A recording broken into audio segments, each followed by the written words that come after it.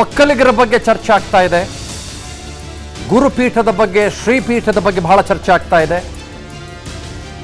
ಒಕ್ಕಲಿಗರನ್ನ ದುರ್ಬಳಕೆ ಮಾಡಿಕೊಳ್ಳಾಗ್ತಾ ಇದೆ ಅನ್ನುವ ಚರ್ಚೆ ಮತ್ತೊಂದು ಕಡೆ, ಗುರುಪೀಠವನ್ನೇ ನೀವು ದುರ್ಬಳಕೆ ಮಾಡ್ಕೊಳ್ಳುವಿರಿ ಅನ್ನುವ ಚರ್ಚೆ ಮತ್ತೊಂದು ಕಡೆ. ಹೀಗೆ ಬಹಳ ಜನ ಬೇರೆ ಬೇರೆ ರೀತಿಯಲ್ಲಿ ಇವತ್ತಿನ ರಾಜಕಾರಣದಲ್ಲಿ ಅವರವರ ವಾಗ್ಯುದ್ಧಗಳನ್ನ, ಅವರವರ ವಾಗ್ಬಾಣಗಳನ್ನ ಜನರ ಮುಂದೆ ಇಡುವ ಪ್ರಯತ್ನ ಈ ಎಲೆಕ್ಷನ್ ಸನ್ನಿಹಿತವಾಗಿರುವ ಕಾಲದಲ್ಲಿ ಮಾಡ್ತಾ ಇದ್ದಾರೆ. ಆದರೆ ಬಹಳ ಮುಖ್ಯವಾದಂಥ ವಿಷಯ ಏನು ಅಂತಂದ್ರೆ, ಇವರೆಲ್ಲ ಸೇರ್ಬಿಟ್ಟು ಯಾವುದನ್ನ ರಾಜ್ಯದ ಜನರ ಮುಂದೆ ಪ್ರಸ್ತುತಪಡಿಸುವುದಕ್ಕೆ ಹೊರಟಿದ್ದಾರೆ ಅಂತ. ಪರಮಪೂಜ್ಯ ಗುರುಗಳನ್ನು ಹೇಳ್ಕೊಂಬಂದಿದ್ದಾಯ್ತು, ಫೋನ್ ಟ್ಯಾಪಿಂಗ್ ಬಗ್ಗೆ ಚರ್ಚೆ ಮಾಡಿದ್ದಾಯ್ತು, ಇವತ್ತು ಮಾಗಡಿ ಬಾಲಕೃಷ್ಣ ಅವ್ರು 47 ಜನರದ್ದು ಟ್ಯಾಪಿಂಗ್ ಆಗಿತ್ತು ಅಂತ ಹೇಳಿದ್ದಾಯ್ತು. ಆದರೆ 2019 CBI ಕಾನ್ಸ್ಟಿಟ್ಯೂಟ್ ಮಾಡಿ ಅದನ್ನು ಕೊಟ್ಟಿದ್ರಲ್ಲ CBIಗೆ, ಅದನ್ನು ಯಡಿಯೂರಪ್ಪನವರ ಕಾಲದಲ್ಲಿ. ಅದಾದ ನಂತರದಲ್ಲಿ CBI ಅದಕ್ಕೆ ಸಂಬಂಧಪಟ್ಟಂತೆ ಬಿ ರಿಪೋರ್ಟ್ ಕೂಡ ಕೊಡ್ತು ಅನ್ನುವ ಮಾತಿದೆ. ಹೀಗಿದ್ರೂ ಕೂಡ ಫೋನ್ ಟ್ಯಾಪಿಂಗ್ ಹೇಳ್ಕೊಂಬಂದ್ರು. ಬೆಂಗಳೂರು ಗ್ರಾಮಾಂತರದಲ್ಲಿ ಸೋಲುವ ಭೀತಿಯಿಂದ ಹಿಂಗೆ ಮಾಡ್ತಾ ಇದ್ದಾರೆ ಕಾಂಗ್ರೆಸ್ನವರು ಅಂತಂದ್ರು. ರಾಜಕಾರಣ ಸಿಕ್ಕಾಪಟ್ಟೆ ಇದೆ, ರಾಜಕಾರಣ ಸಾವಿರ ಇದೆ, ನಾನು ಇಲ್ಲ ಅಂತ ಹೇಳ್ತಾ ಇಲ್ಲ. ಹವರ್ ಇವ್ರ ನಾಲ್ಗೆಗೆ ಏನು ಬಂದು ಕೂತ್ಕೊಂಡಿದೆ ಅಂತಾನು ಒಂದು ಸ್ವಲ್ಪ ಪ್ರಶ್ನೆ ಮಾಡಬೇಕು. ಇವತ್ತು ಮಾಗಡಿ ಬಾಲಕೃಷ್ಣ ಮಾತನಾಡ್ತಾ, ಅದೇನೋ ಗೂಳಿ ಹೋಗ್ತಾ ಇರುತ್ತೆ, ಅದೇನೋ ಕೆಳಗೆ ಬೀಳೋದಿಲ್ಲ, ಅದಕ್ಕೋಸ್ಕರ ಆಸೆಯಿಂದ ಕಾಯ್ತಾ ಇರ್ತಾರೆ ಅನ್ನುವ ರೀತಿಯ, ನನಗೇನೋ ಭಾಳ ವಲ್ಗರ್ ಅಂತ ಅನಿಸ್ತು. ಮತ್ತು ನನಗೆ ಅರ್ಥ ಆಗಲಿಲ್ಲ ಬಿಡಿ, ಅರ್ಥ ಆಗಲಿಲ್ಲ ಅಂದಮೇಲೆ ವಲ್ಗರ್ ಅಂತ ಯಾಕೆ ಅನ್ಸ್ಬೇಕಲ್ವಾ? ಸೊ ಆ ಥರದ್ದೆಲ್ಲ ಏನೇನೋ ಸ್ಟೇಟ್ಮೆಂಟ್ಗಳನ್ನು ಕೊಟ್ರಪ್ಪ. What's happening? ಸಾಮಾನ್ಯವಾಗಿ ನೀವು ರಾಜಕಾರಣದಲ್ಲಿ ನೀವು ಎಲೆಕ್ಷನ್ ಫೇಸ್ ಮಾಡ್ತಾ ಇದ್ದೀರಿ ಅಂತಂದರೆ ಅಭಿವೃದ್ಧಿಯನ್ನು ಮಾನದಂಡವಾಗಿ ಇಟ್ಕೊಂಡು ಹೋಗ್ತೀರಿ. ನಾನು ಹಂಗೆ ಮಾಡಿದೆ, ಹಿಂಗೆ ಮಾಡಿದೆ ಅಂತ. ಮಿನಿಸ್ಟ್ರಿಗಳು ನಾನು ಹಾಗೆ ಮಾಡಿದೆ, ಹೀಗೆ ಮಾಡಿದೆ ಅಂತ ಹೋಗ್ತೀವಿ. ಆಮೇಲೆ ನಾವು ನೀವು ಎಲ್ಲರೂ ಕೂಡ ಯೂತ್ ಪಾರ್ಲಿಮೆಂಟೇರಿಯನ್ಸ್ ಬರಬೇಕು, ಅವರು ಬರಬೇಕು, ಮತ್ತೊಬ್ಬರು ಬರಬೇಕು, ಹಾಗಾಗಬೇಕು, ಹೀಗಾಗಬೇಕು ಅಂತ ಆಲೋಚನೆ ಮಾಡ್ತೀವಿ.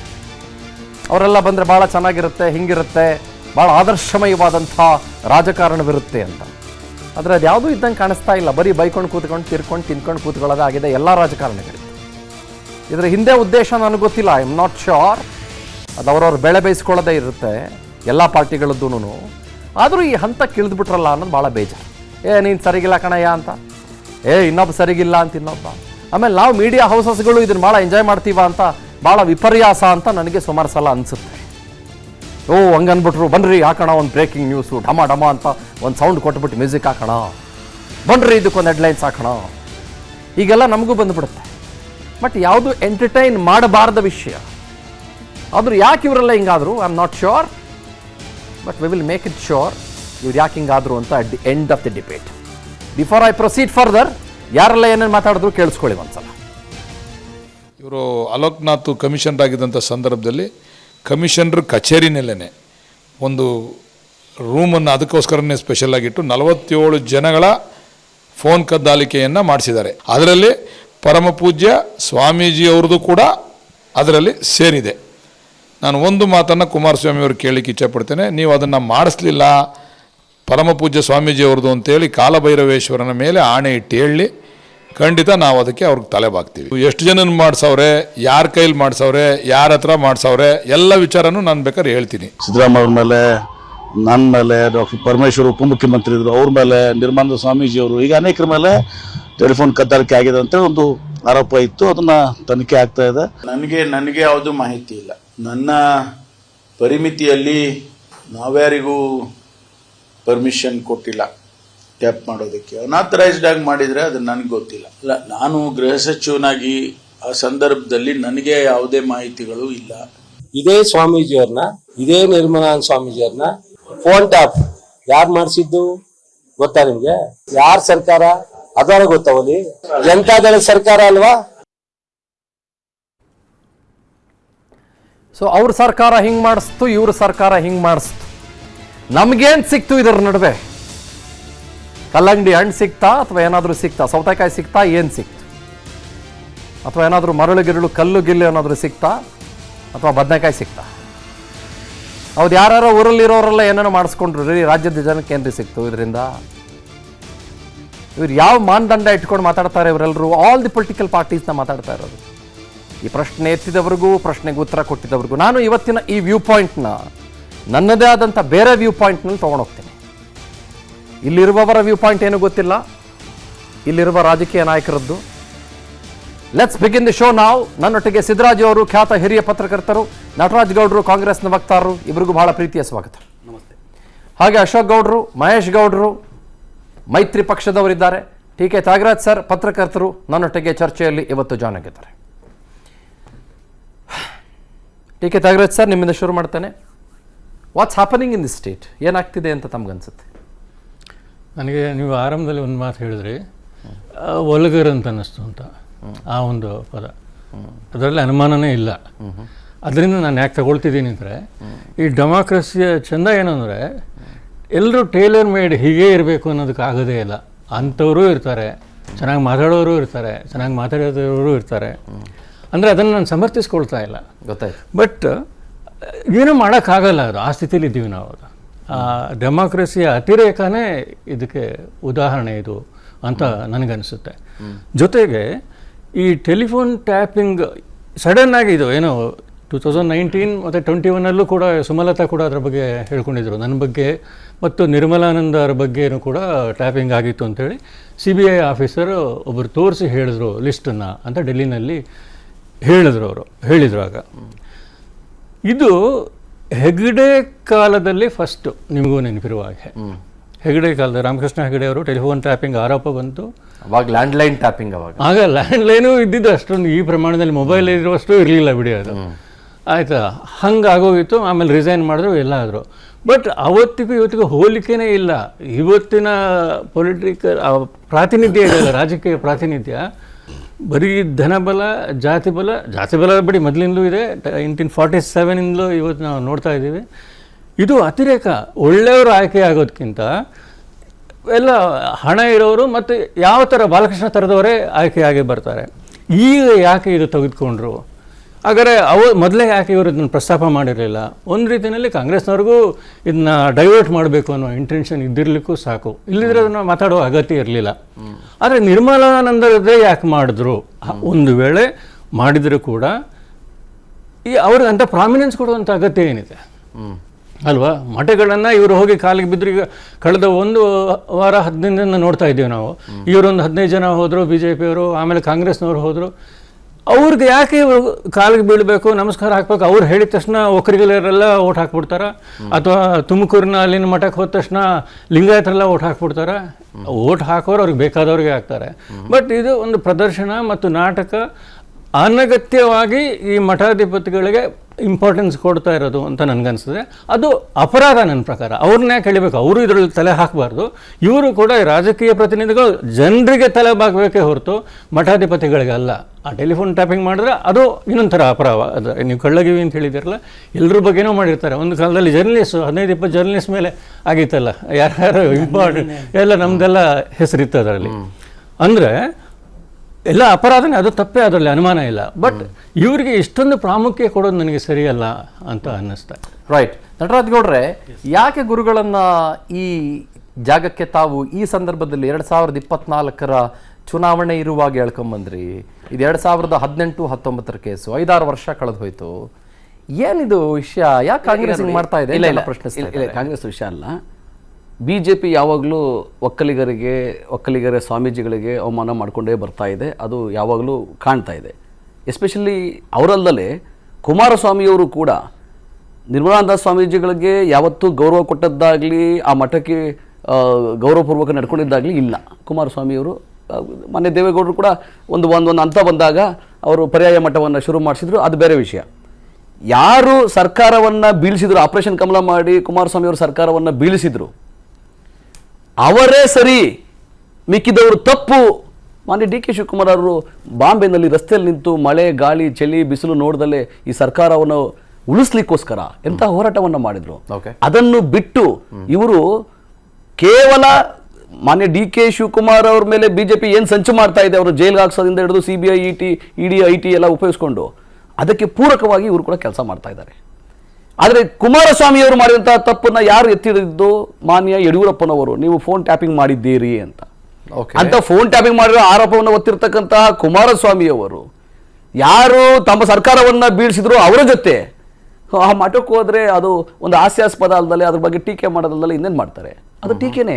ಹೌದು, ಕಾಂಗ್ರೆಸ್ ಅವ್ರ ಮೇಲೆ ಟೀಕೆ ಮಾಡ್ತಾ ಇದೀವಿ ನಾವು. ಯಾಕಂದ್ರೆ ಅವರ ಡೋಂಗಿತನವನ್ನ ಅವ್ರು ಪ್ರದರ್ಶನ ಮಾಡ್ಕೊಂತಾ ಇದ್ದಾರೆ, ಈ ಬಗ್ಗೆ ನೀತಿಯನ್ನ ಅವ್ರು ಪ್ರದರ್ಶನ ಮಾಡ್ಕೊಂತಾ ಇದ್ದಾರೆ, ಅದಕ್ಕೆ ನಾವು ಟೀಕೆ ಮಾಡ್ತಾ ಇದೀವಿ. ಮಠಕ್ಕೆ ಸರ್ವಸಾಮಾನ್ಯವಾಗಿ ಎಲ್ಲರೂ ಹೋಗ್ತಾರೆ, ಓದೋದು ಬರೋದು ಅದು ಸ್ವಾಭಾವಿಕ ಆಯ್ತಾ. ಇವನ್ ಯಡಿಯೂರಪ್ಪನವರು ಹೋಗ್ತಾರೆ, ಮಾನ್ಯ ಸಿದ್ದರಾಮಯ್ಯವರು ಹೋಗ್ತಾರೆ, ಮಾನ್ಯ ಡಿ.ಕೆ. ಶಿವಕುಮಾರ್ ಹೋಗ್ತಾರೆ, ಎಲ್ಲರೂ ಆಶೋಕ್ಕೂ ಹೋಗ್ತಾರಲ್ಲ ಸಾಮಾನ್ಯ. ಆದ್ರೆ ಈ ಡೋಂಗಿತನವನ್ನ ಮಾಡ್ಲಿಕ್ಕೆ ಪ್ರದರ್ಶನ ಮಾಡ್ಲಿಕ್ಕೆ ಹೋಗಿದಾರಲ್ಲ, ಅದನ್ನ ನಾವು ಟೀಕೆ ಮಾಡಿದ್ದೇವೆ. ಆಮೇಲೆ ಈಗ ಅದೊಂದೇ ಅಲ್ಲ, ಅಶೋಕ್ ಅವರು ಸ್ವಾಮೀಜಿ ಅವ್ರಿಗೆ ಎಲ್ಲರಿಗೂ ಹೋದವ್ರಿಗೆ ಆಶೀರ್ವಾದ ಮಾಡೇ ಮಾಡ್ತಾರೆ, ಒಳ್ಳೇದಾಗ್ಲಪ್ಪ ಅಂತ ಹೇಳ್ತಾರೆ. ಅದ ತಕ್ಷಣ ಈಚೆಗೆ ಬಂದು ಮಠದ ಆವರಣದಲ್ಲೇ ಮೋದಿ ಮೋದಿ ಅಂತ ಜನ ಅಂತಾರೆ, ಅದಕ್ಕೋಸ್ಕರ ನಾವು ಬಂದಿದ್ದೇವೆ, ಇಲ್ಲಿ ಗೆದ್ಬಿಡ್ತೀವಿ ಸ್ವಾಮೀಜಿಗಳ ಆಶೀರ್ವಾದದಿಂದ, ಮತ್ತೆ ನಾವು ಇಲ್ಲಿ ವಾಪಸ್ ಬರ್ತೀವಿ. ಇವ್ರು ಯಾರು ಚುನಾವಣಾ ಭಾಷಣ ಮಾಡ್ಲಿಕ್ಕೆ? ಮಠ ಇವರ ಪರವಾಗಿದೆ ಅಂತ ಬಿಂಬಿಸ್ಲಿಕ್ಕೆ ಇವ್ರು ಯಾರು? ಇವ್ರು ಬಿಜೆಪಿ ಪರವಾಗಿದೆಯಾ, ಅದು ಇಲ್ಲ ಮೈತ್ರಿ ಪಕ್ಷದ ಪರವಾಗಿದೆಯಾ? ಆ ರೀತಿ ಇಲ್ಲ. ಅದನ್ನು ಬಿಂಬಿಸಿ ಮಠಕ್ಕೂ ಕೆಟ್ಟ ಹೆಸರು ತರಲಿಕ್ಕೆ ಪ್ರಯತ್ನವನ್ನ ಬಿಜೆಪಿ ಮಾಡ್ತಾ ಇರೋದು, ಈ ಡೋಂಗಿ ನಾಯಕರುಗಳು ಮೈತ್ರಿಗಳು ನಾಯಕರು ಮಾಡ್ತಾ ಇರೋದು ಅಪರಾಧ ಅಂತ ಹೇಳಿ ಅವ್ರಿಗೂ ಕೂಡ ಮನವರಿಕೆ ಮಾಡ್ಬೇಕಲ್ಲ. ಅದಕ್ಕಾಗಿ ಮಾನ್ಯ ಡಿ.ಕೆ. ಶಿವಕುಮಾರ್ ಇನ್ನೊಂದು ಹೇಳಿದ್ದಾರೆ, ಮಠ ಅವ್ರ ಪರವಾಗಿಲ್ಲ, ಎಲ್ಲರ ಪರವಾಗಿದೆ, ಯಾರೇ ಹೋದ್ರು ಅವ್ರಿಗೆ ಗೌರವ ಒಳ್ಳೇದಾಗ್ಲಪ್ಪ ಅಂತ ಹೇಳಿ ಆಶೀರ್ವಾದ ಮಾಡೋದು, ಹೂವು ಹಾಕೋದು ಅದೆಲ್ಲ ಸ್ವಾಭಾವಿಕ. ಆ ಗುರುಗಳಿಗೆ ಎಲ್ಲಾ ಧರ್ಮದವರು ಎಲ್ಲಾ ಜಾತಿಯವರು ಗೌರವವನ್ನು ಕೊಡ್ತಾರೆ, ನಾವು ಕೊಡ್ತೀವಿ, ನೀವು ಕೊಡಿ, ಆದರೆ ನಿಮ್ಮ ಪರವಾಗಿದೆ ಅಂತ ಬಿಂಬಿಸ್ಕೊಳ್ಳೋದು ತಪ್ಪು ಅಂತ ನಾವು ಹೇಳಿದೀವಿ. CBI ಬಿ ರಿಪೋರ್ಟ್ ಆಗಿತ್ತಲ್ವಾ? ಸರಿ, ಬಿ ರಿಪೋರ್ಟ್ ಅಂದ್ರೆ ಇದು ಹೇಳಿ. ಬಿ ರಿಪೋರ್ಟ್ ಅಂದ್ರೆ ಏನು ಹೇಳಿ? ಹೌದು, ಅದು ನಾವ್ ಹೇಳಿದ್ವಿ ಮಾಡಿದ್ದಾರೆ ಅಂತ ನಮ್ಮ ಹತ್ರ ಆರೋಪ ಬಂದಿದೆ. ಅಲ್ರಿ, 47 ಜನರ ಹೆಸರಿದೆ, ನಾವು 4 ಜನರ ಹೆಸರು ಕೊಡ್ತೀವಿ, 5 ಜನರ ಹೆಸರು ಬಿಡ್ತೀವಿ ಅನ್ನೋ ಸ್ಟೇಟ್ಮೆಂಟ್ಗಳು ಇದು ಪೊಲಿಟಿಕಲ್ ಸ್ಟೇಟ್ಮೆಂಟ್ ಅಲ್ಲದೆ ಮತ್ತಿನ್ನೇನ್ರಿ? ನೋಡ್ರಿ, ಬಹಳ ಸ್ಪಷ್ಟವಾಗಿ ಹೇಳಿ ನಟರಾಜ್ ಗೌಡ್ರೆ. ಆಮೇಲೆ ಇನ್ನೊಂದು ಮಾತು ನಟರಾಜ್ ಗೌಡ ಸರ್, ಇನ್ನೊಂದು ಮಾತು ನಿಮ್ಗೆ ಕೇಳ್ಬಿಡ್ತೀನಿ ನಾನು, ದಯಮಾಡಿ ನೀವು ಇನ್ನೊಂದು ಮಾತು ಪರಮ ಪೂಜ್ಯರ ಬಗ್ಗೆ ಮಾತನಾಡುವಾಗ ಹೇಳಿದ್ರಿ, ಅಲ್ಲಪ್ಪ ಮೈತ್ರಿ ಸರ್ಕಾರ ಬಿದ್ದಾಗ ಪೂಜ್ಯರು ಕೇಳಲಿಲ್ಲ, ಯಾಕೆ ಕೇಳಲಿಲ್ಲ ಅಂತಂದ್ರಿ. ಅಲ್ಲಿ ನಿಮ್ಗೆ ಅನಿಸ್ತು ಅಯ್ಯೋ ಏನೋ ಡ್ಯಾಮೇಜ್ ಆಗಿದೆ ಅಂತ. ನಂತರದಲ್ಲಿ ಸಡನ್ ಆಗಿ ನೆಕ್ಸ್ಟ್ ದಿನ ಇಂದ ಫೋನ್ ಟ್ಯಾಪಿಂಗ್ ಶುರು ಹಚ್ಕೊಂಡ್ರಿ ನೀವು.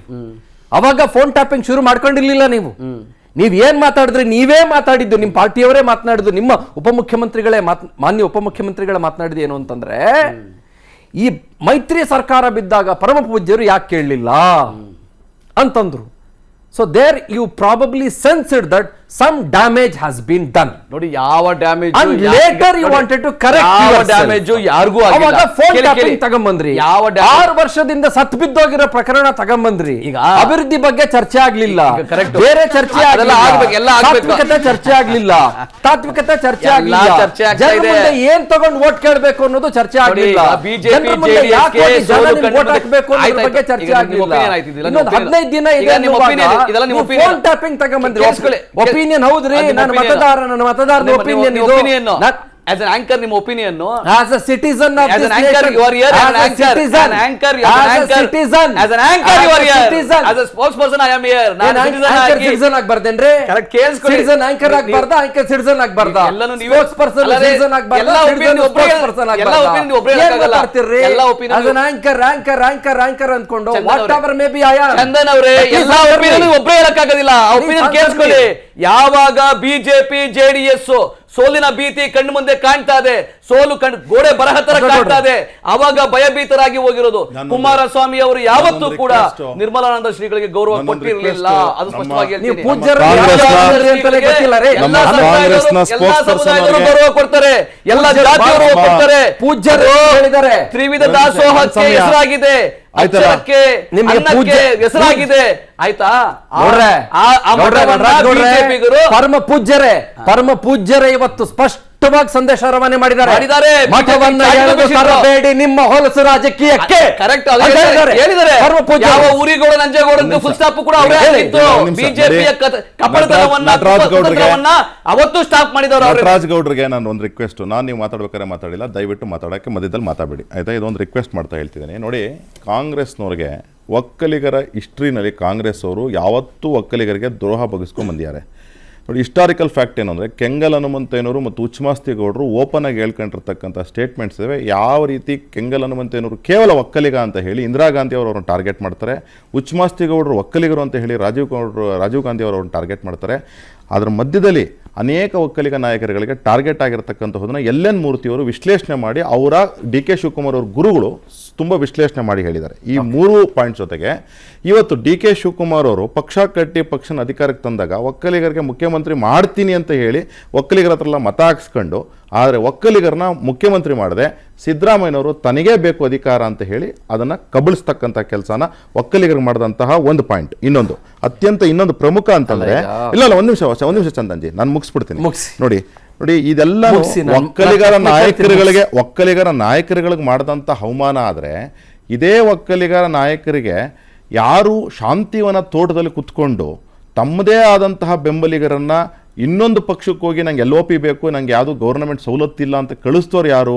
ಅದು ನಾನೇನಾದರೂ ಫೋನ್ ಟ್ಯಾಪಿಂಗ್ ಅಂತ ಹೇಳಕ್ಕಾಗ್ತದೆ ಇವತ್ತು? ಅಥವಾ ನೀವು ಮಾಧ್ಯಮದವರೆಲ್ಲ ಅವತ್ತು ಚರ್ಚೆ ಮಾಡಿದ್ರಲ್ಲ, ಆ ವಿಚಾರನೂ ಸಹ ಮಂಡನೆ ಆಗಬೇಕಾಗಿರ್ತಕ್ಕಂತಹ ಪ್ರಮುಖ ವಿಚಾರ. ಅದಾದ್ಮೇಲೆ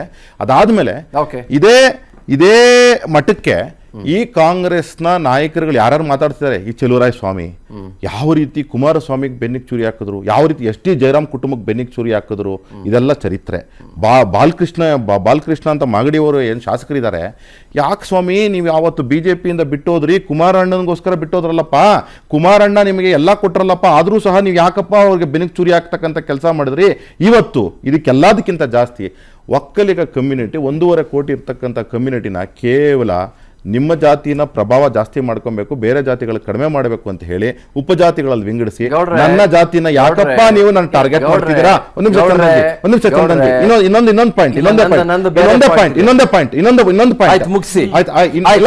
ಪಾಯಿಂಟ್ ಎಲ್ಲದಕ್ಕಿಂತ ಜಾಸ್ತಿ ಇವತ್ತು ಇದೇ ಡಿ ಕೆ ಶಿವಕುಮಾರ್ ಒಕ್ಕಲಿಗರ ಡೆಪ್ಯೂಟಿ CM ಆಗಿದ್ದಾರೆ ಅಂತ ಅಂದ್ಬಿಟ್ಟು ಹಿರಿಯ ಅಧಿಕಾರಿಗಳು ರಕ್ಷಣೆಗೋಸ್ಕರ ನೋಡಪ್ಪ ನನ್ನ ಸುಮ್ಮನೆ ಸಸ್ಪೆಂಡ್ ಮಾಡ್ತಾವನೆ ಅಂತ ಹೋದ್ರೆ ನಾನೇನು ಮಾಡೋಕ್ಕಾಗಲ್ಲಪ್ಪ.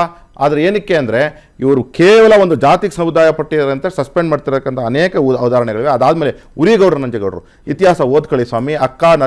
ಅಕ್ಕ ರಾಜೇಗೌಡರು ಬರ್ತಿದ್ದಾರೆ ಸುವರ್ಣ ಮಂಡ್ಯದಲ್ಲಿ BJP ಯಾವಾಗ ಕೇವಲ BJP 1989 BJP 18 ಸೀಟ್ ಆದ್ಮೇಲೆ 1989 ನಮ್ದು ಎಷ್ಟು ಸೀಟ್ ಇತ್ತು? 1989 ಎಷ್ಟು ಸೀಟ್ ಇತ್ತು? ನಾವು ರಾಜೇಗೌಡರು ಬರ್ತಿರೋದು ಸುವರ್ಣ ಮಂಡ್ಯದಲ್ಲಿ.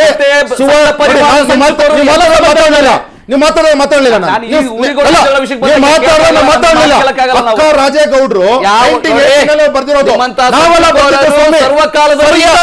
ಡಿಸ್ಕವರಿ ಆಫ್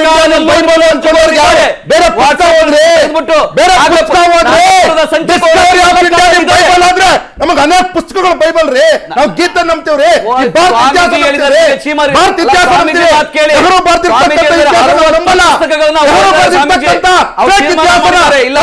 ಲಕ್ಷ ಹಬೀಬ್ ಮಾಡಿದ್ರಲ್ಲ, ಆ ರೀತಿ ಮಾಡಲ್ರಿ ನಾವು ಇತಿಹಾಸ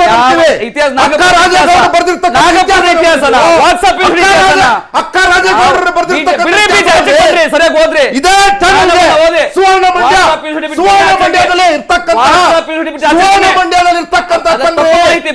ನೀವು ಹಬೀಬ್ ಯೂನಿವರ್ಸಿಟಿ ಬಿಡ್ರಿ, ಅಕ್ಕ ರಾಜೇಗೌಡರು ಬರ್ದಿರ್ತಕ್ಕಂಥ ಇತಿಹಾಸ ಓದ್ರಿ, ಅಕ್ಕ ರಾಜೇಗೌಡರು ಬರ್ದಿರ್ತಕ್ಕಂಥ ಇತಿಹಾಸ ಓದ್ರಿ, ಅಕ್ಕ ರಾಜೇಗೌಡರು ಬರ್ದಿರ್ತಕ್ಕಂಥ ಇತಿಹಾಸ ಓದಿ. ಸಂಘ ಪರಿವಾರ ಸಂಚುಕೋರರು ಸರ್ವಕಾಲದಲ್ಲಿದ್ರು. ಇದೇ ಎಡಪಂಥೀಯ ಭಾರತ ಇತಿಹಾಸವನ್ನು ಹಾಳು ಮಾಡಿರ್ತಕ್ಕಂಥದ್ದು. ಅದಕ್ಕೆ ಹಬೀಬ್ ಅನುಕ್ಷಣದ ಸುದ್ದಿಗಳಿಗಾಗಿ ವಿಸ್ತಾರ ನ್ಯೂಸ್ ಯೂಟ್ಯೂಬ್ ಚಾನೆಲ್ ಸಬ್ಸ್ಕ್ರೈಬ್ ಮಾಡಿ. ಹೊಸ ಸುದ್ದಿಗಳ ನೋಟಿಫಿಕೇಶನ್ಗಾಗಿ ಬೆಲ್ ಐಕಾನ್ ಕ್ಲಿಕ್ ಮಾಡಿ. ಲೇಟೆಸ್ಟ್ ಅಪ್ಡೇಟ್ಸ್ಗಾಗಿ www.vistaranews.com ವೆಬ್ಸೈಟ್ಗೆ ವಿಸಿಟ್ ಮಾಡಿ. ಅಂಗೈಯಲ್ಲೇ ಜಗತ್ತಿನ ಸುದ್ದಿ ತಿಳಿಯಲು ವಿಸ್ತಾರ ನ್ಯೂಸ್ ಕನ್ನಡ ಆಪ್ ಡೌನ್ಲೋಡ್ ಮಾಡಿ.